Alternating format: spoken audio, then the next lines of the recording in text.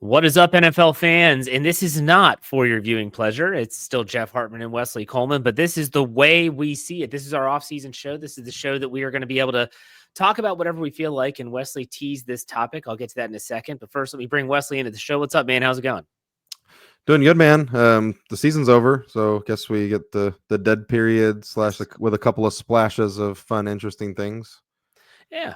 And I think that the way you teased at the very end of last week's show, where we recapped all of the Super Bowl 59 stuff, some stuff gets brushed underneath the rug with the fact that the Super Bowl takes over everything, as it should. And one of those is the NFL awards. It happens on the Thursday before the Super Bowl, and then no one really talks about it anymore. It's just kind of done. And so we wanted to go back and we wanted to take a look at if we thought, in our own opinion, the way we see it, did the NFL get their postseason honors right? And let's start with the biggest one. The most valuable player of the year goes to Josh Allen of the Buffalo Bills. Wesley, did the NFL get it right? Absolutely. I don't. I mean, to me, I think there was more of a controversy between him and two other people than the controversy between him and Lamar Jackson. I just think, to me, Lamar Jackson was disqualified by having Derrick Henry on his team, who had the 11th most rushing yards in the history of NFL. Yeah. What do you think? I always get skewed between this line of everyone saying that it's the most valuable quarterback award, or is it the most valuable player award? No player that's not a quarterback since Adrian Peterson did this in the mid 2000s, early 2000s, that it's always been a quarterback. Now some would say, well, in today's modern NFL, the value is on the quarterback. I get that. Totally understand that. And so I had this discussion and a debate with a friend of mine. He's a Ravens fan, and he actually thought that it should have been Josh Allen or Lamar Jackson. I said it should have been Saquon Barkley, because I think still to this day, if you take Saquon Barkley off the Eagles, they are not nearly as formidable as they are with him.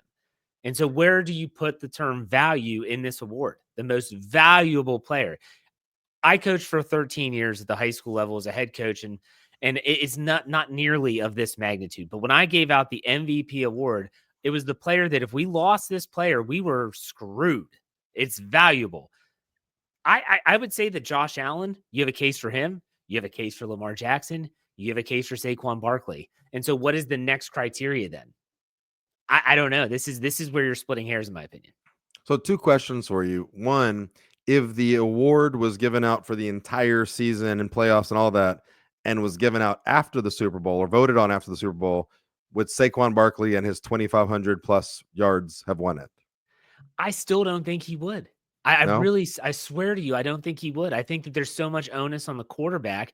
But then you look at how Josh Allen did not win the big game. They did not get to the Super Bowl. A lot of people thought that his playoff performances were not up to par with an MVP caliber season.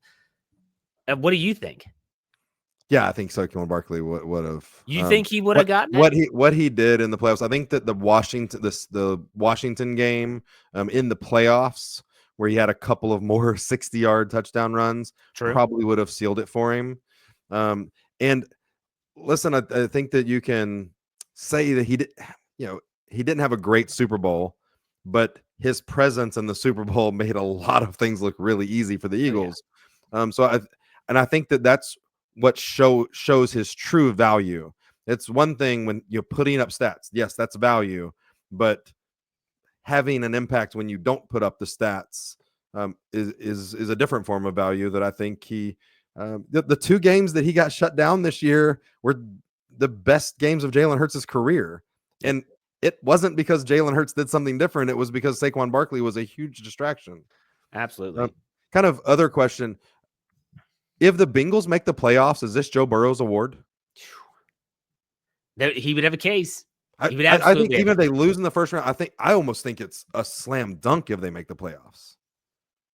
That would have been that was a hell of a run anyways. They were left for dead, and they somehow found a way to have them.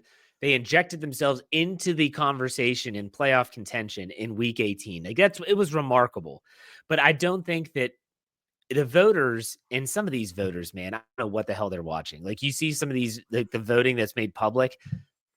what are we doing? Like, I saw that Zach Frazier, a rookie center for the Steelers, got a vote for like defensive player of the year. What the hell is happening? Who's voting on this stuff? But anyways, Am I a hypocrite by wanting to give it to Joe Burrow when Jamar Chase is the best receiver on the planet on his team, and I don't want to give it to Lamar Jackson when Derrick you're an Henry's the LSU, you're second an best? LSU homer. You're an LSU homer. That's exactly what it is.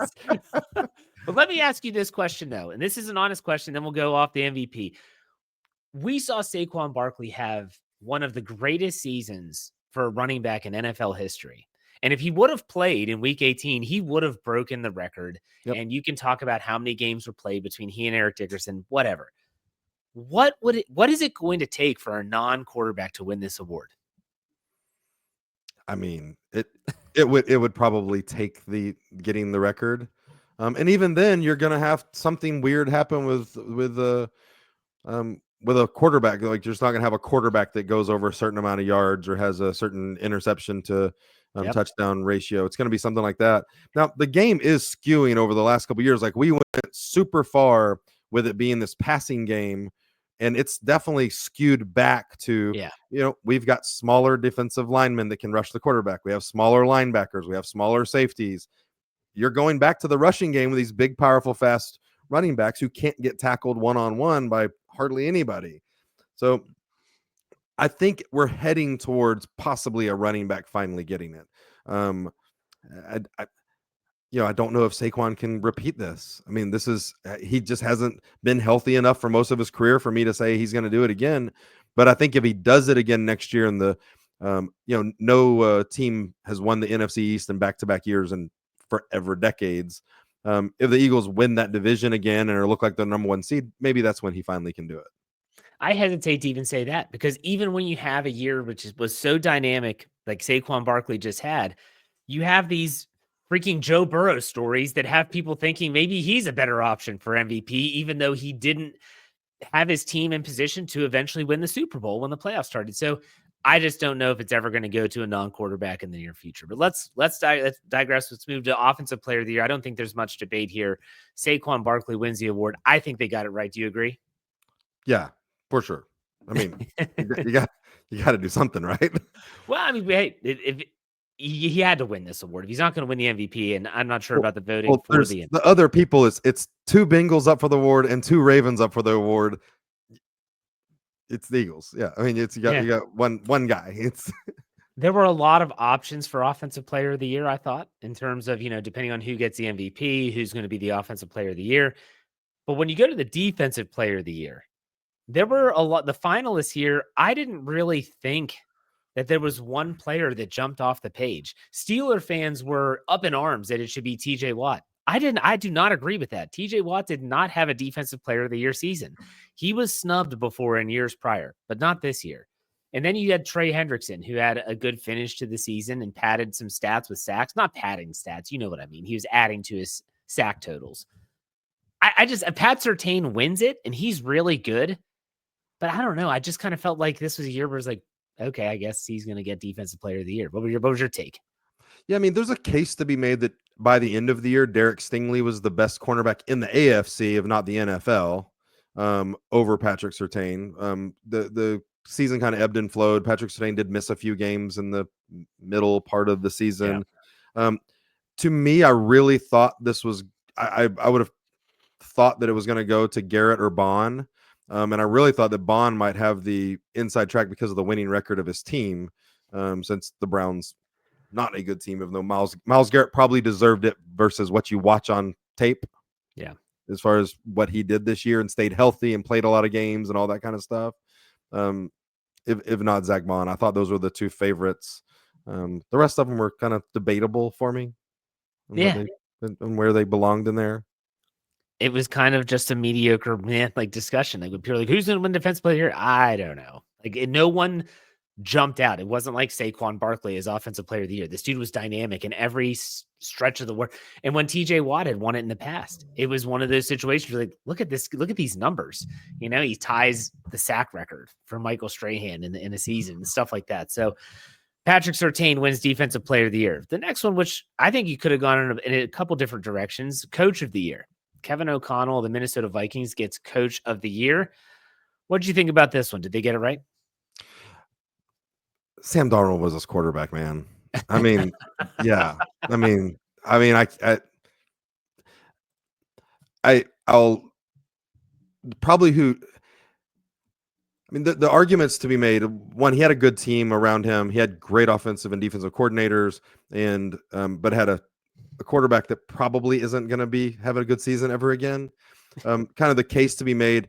Dan Quinn, I think, was like was the last coach hired, and everybody hated the hire and talked so much trash about it. And how is Washington going to improve with a guy like Dan Quinn? And Dan Quinn absolutely killed it. And then Sean Payton and the Denver Broncos had the most dead money in the history of the NFL at like 90 something $million. And the quarterback that everybody said was a third or fourth round quarterback that they, shouldn't have ever drafted in the first round. And the Broncos make the playoffs in one of the hardest divisions you'll ever hear about in football. So I don't know. Again, there's some cases to be made. I'm not giving Andy Reid or Dan Campbell the even any airtime there with what teams they have and what other coaching staff, what are the members of their coaching staff they had. But O'Connell, Payton, and Quinn can all definitely get some votes.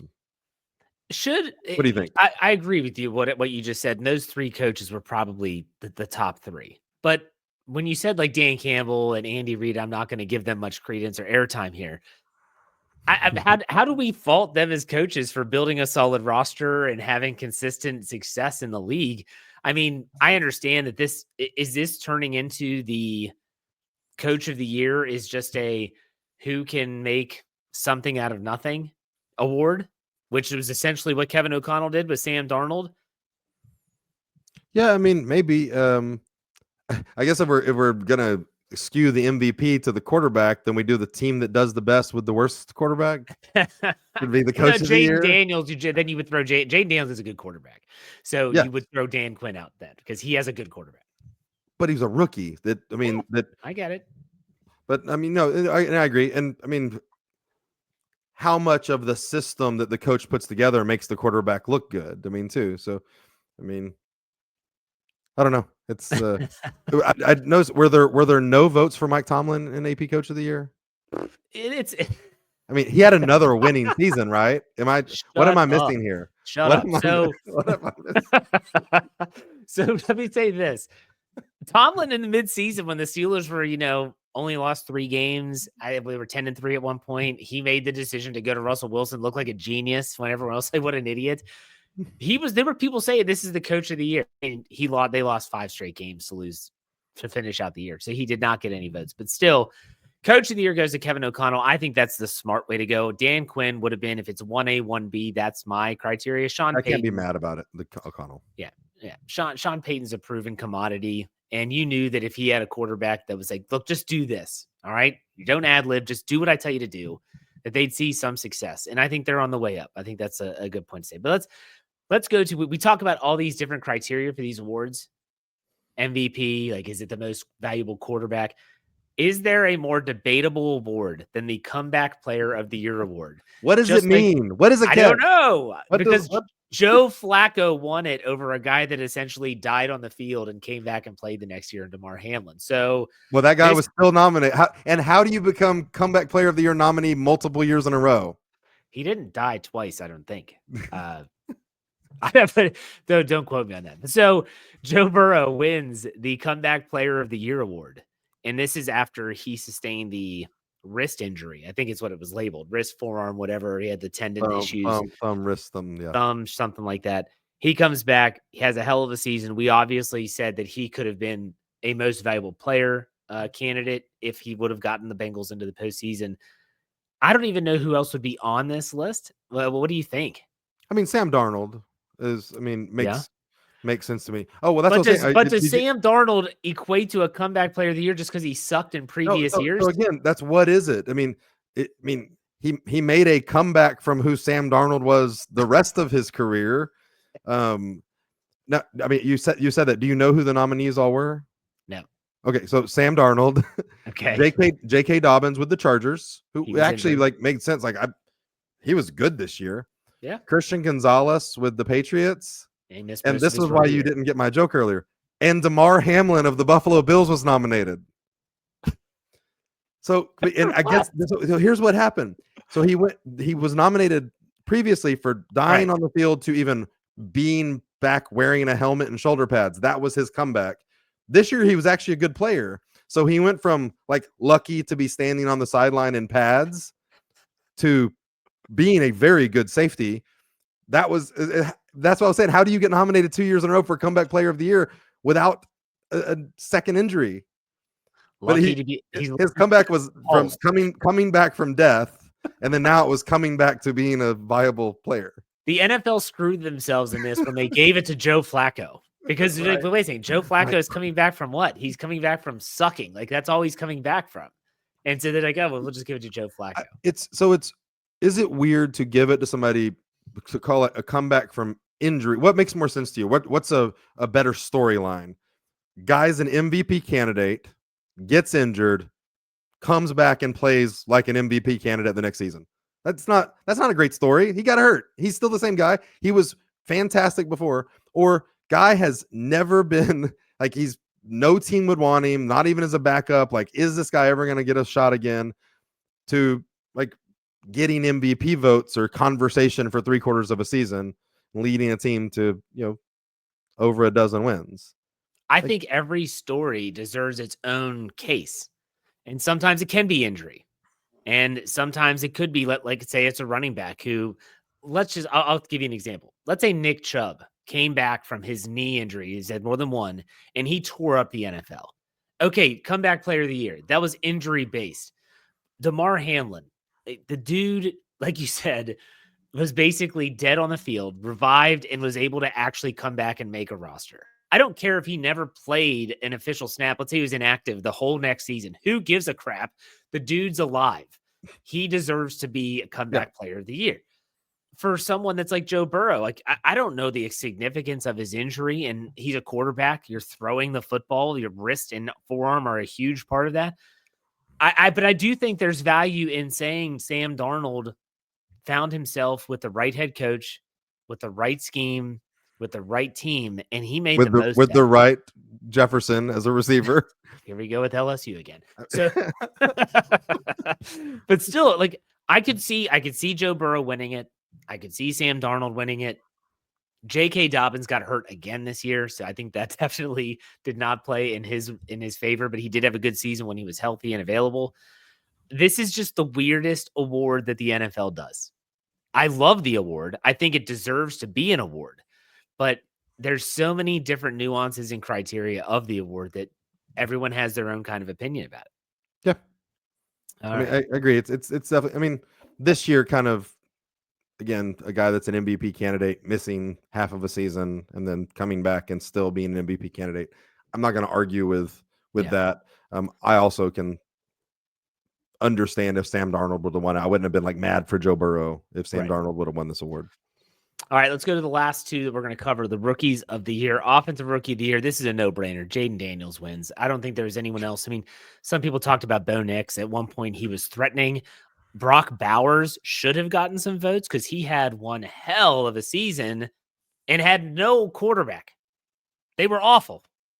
He had multiple awful quarterbacks. I mean, it's because didn't Garoppolo play a game and a half? And I mean, he had Gardner Minshew a little bit, and he had some Aiden O'Connell. Aiden O'Connell. I don't know if maybe no Garoppolo. I don't know. Gardner Minshew. They had Desmond Ridder this year. He came out. He went out to Las Vegas and played a few games for a cup of coffee. So now Brock Bowers did have, I believe, if I'm right, the most catches ever by a rookie tight end. Yep.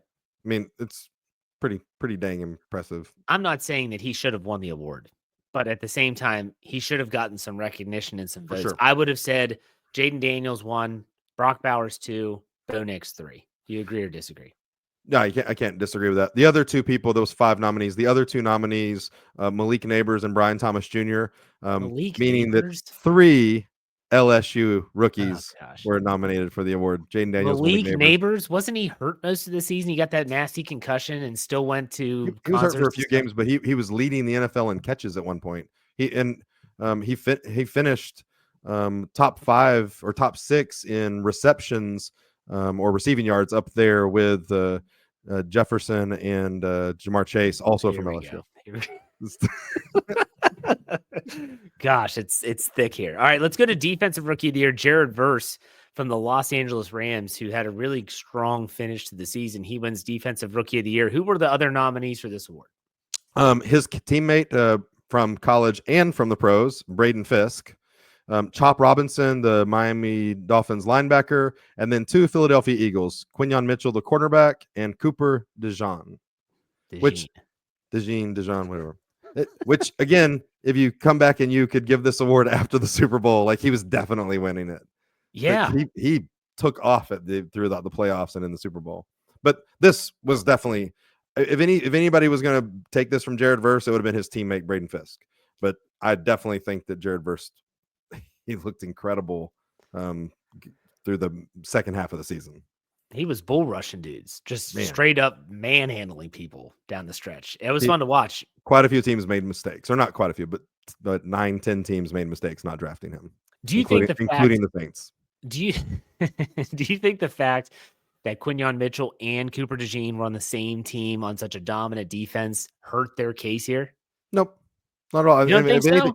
If anything, I think that being a part of one of the stalwarts of the top ranked defense makes it better, because you're not a hole and like, oh, we would have this great offense except for we had this rookie over here that was like made it okay, like other defense. I mean, so I think the Eagles having the one of the best defenses in football and 2 rookies being a part of it was great for them.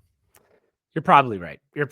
So there you have it. I mean, I could read off a couple, like Eric Armstead wins the Walter Payton Man of the Year, which is given to community service. We're not going to debate that because there's nothing to debate. But I think ultimately what we who won the assistant coach of the year? Was it Joe Brady? Ben Johnson. Ben Johnson did get it. So, and that's kind of what I was talking about with Dan Campbell. 2 of the nominees are Aaron Glenn and Ben Johnson from Detroit, which are both gone now. Your other 3 nominees, like I said, Joe Brady from Buffalo, Vic Fangio with the Eagles, and Brian Flores with the Vikings. So 3 defensive coordinators, 2 offensive coordinators nominated. So let's bring this full circle. In your opinion, did they get more right than they got wrong? Yeah, I think so. And again, the MVP kind of mattered to me, and we talked about it a few times on here, where I thought that it looked, watching the season, it looked like Josh Allen's award for what he did and what he carried his team through. And then the rest of them are debatable. We can have fun conversations about them. I don't think anybody won that you're just like, what the heck happened? Like, why is this even a conversation? So that's good. What about you? You pretty happy with how these played out? You're going to be more invested next year? You're going to place bets on them? No, I'm not. This is just a chance for us to talk about football for another week. Like us going back and looking at this is just, let's have some fodder. Let's talk about some stuff. And I don't mind this. Like, I mean, it's fun. It's just narratives that we can talk about. And I don't think Saquon Barkley, as he had the parade last Friday in Philadelphia, gives 2 craps whether he was the MVP or not, because he won a freaking Super Bowl. So I think that, honestly, I agree with you. I think they got more right than they got wrong. And the ones that we might deem as wrong, I blame the NFL for not having stronger criteria for the award, like the Comeback Player of the Year award. Yeah. And I know you told me to have it prepared. So here are my predicted winners for the NFL honors of the next season. I'm just kidding. I don't have I was going to say, go for it, dude, because I don't have that ready. Maybe I'll be next week's show. I mean, so one interesting thing. So offensive rookie of the year, you have Jaden Daniels in there and Bo Nix. They're both quarterbacks, which is either one of them are going to be in the running for NFL MVP next year as quarterbacks. Did you say Daniels and Nix? Jaden Daniels and Bo Nix is either one of them going to take the step from offensive rookie of the year to being in the conversation? I don't think so. Not that they're going to be bad, but I just think that to get into the echelon of the Lamar Jacksons, now the Josh Allens, the Patrick Mahomes, and now you assume Joe Burrow is probably going to be in that again. Agreed. I don't think, of course, I don't think that they are going to get that step. Could they be there in a couple years? Absolutely. But in year 2, I'm going to say no. Do you disagree or do you agree? I mean, the Washington's interesting to me because they have a lot of money to spend, And if they invest in, he needs another receiver besides Terry McLaurin. I think they're going to spend money the correct way. I think they're really going to invest in offense to build around Jaden Daniels and go ahead and start negotiations for his contract in 5 more years. Like, they want to prove that they're going to build around him, and this is where he should spend the rest of his career. So, and they have money to spend. So I really do expect Washington, Jaden Daniels to look good next year. But I think he'll have a sophomore slump, but it'll be propped up by better players. Complete aside here, what did you think about the news? You brought up receiver T. Higgins supposedly getting franchise tagged again. I was not surprised. I thought the Bengals were going to do whatever they could to keep him in house. What do you think? Yeah, I think that needed to happen. There's been some interesting things, like Joe Burrow saying the stuff of the 3 of us need to get together and make it work. Okay, but you already got your contract. Yeah. And it's a lot. So, like, is Joe Burrow gonna renegotiate and take a lower salary? No. But like, there'll be something interesting going on. But it sounds like the 3 of main components of their offense with Joe Burrow, Jamar Chase, and T. Higgins want to stay together. And I think that'd be really smart of the Bengals. It would be, but you're going to have to mortgage your future to do that. You'd have to say, we're going to restructure Burrow's contract. We're going to kick a bunch of this money down the street. Yep. And then it's going to open up space this year for us to get maybe a 2-3 year deal done with T. Higgins. But, let's also not forget, you have to sign Jamar Chase. Well, and Trey Hendrickson. I think that he might be gone. He really might be. Because they can't pay everyone. I'm going completely off the rails here. The Detroit Lions are going to trade for either Myles Garrett or Trey Hendrickson this offseason and put together the best defensive line in the history of football. I said on the NFL Whip Round with Coach Kevin Smith yesterday, if I was the Lions, I'd trade Myles Garrett today. They've done big trades. Yeah, that's where I got the idea. I was listening to your show. I bet you were. But still, no, seriously, I look at that and say they are probably a delete pass rusher away, and Aiden Hutchinson coming back from being in the Super Bowl. Right. Like, their defense was decimated with injury last season. Get a Myles Garrett, trade 2 first-round picks. Who the hell cares? Win a Super Bowl. Right. I don't know. We'll see. These are some of the things we'll talk about coming up as on the podcast, the way we see it. This is the first time we do this. But Wesley, what are your final thoughts, man? And great NFL season. Thank goodness after all the talk that the Chiefs didn't win the Super Bowl. Because all the rest of the 1-score games and the playoff games, it's all forgiven because they didn't win the Super Bowl. I'd be looking back with some sort of negativity or dirty feeling if they did. So thank goodness they didn't. And I think there could be some changes in the hierarchy of the NFL coming maybe as soon as next year. There's some rumors about people that could retire, could change teams. There might be some more trades this offseason than what we've seen before, as the salaries keep getting higher and higher on not just quarterbacks, multiple players making $30 million a year. Teams are going to have to make decisions about who they're going to have and who they're going to build around. I think it's going to lead to actually more trades in the future. I'm excited about this offseason. I'm excited about this dead zone's going to hurt. Let's talk about the draft. Let's get some draft and then be bored for a few months. It all sets up perfectly. You got the start of the new league year, March 12th. The tampering period starts the 10th. And then that takes you all the way till the draft at the end of April. Then you get spring workouts, and there's only that 1 month where it's a lull before training camp starts in July. We'll be fine. And we have the UFL. Are they going to expand? Are they going to have more teams? I don't know. All right, so that does it for us on the way we see it. Wesley, where can we find you on social media if people want to do that? Yeah, you can find me on X at WhoDatWesley13. We can talk about any of your favorite sports, including F1 and golf. Jeff, where can we find you? For my LSU coverage, you can go to @JHartman, HARTMAN_PIT. I do not cover LSU. I'm just joking. But otherwise, you can check me out on the Steel Curtain Network, all my Steelers takes, as well as here on the NFL feed. And I do golf podcasts, all that fun stuff. But anyways, that's it. Wesley, man, it's been fun. We'll talk next week. Take it easy. See you next week.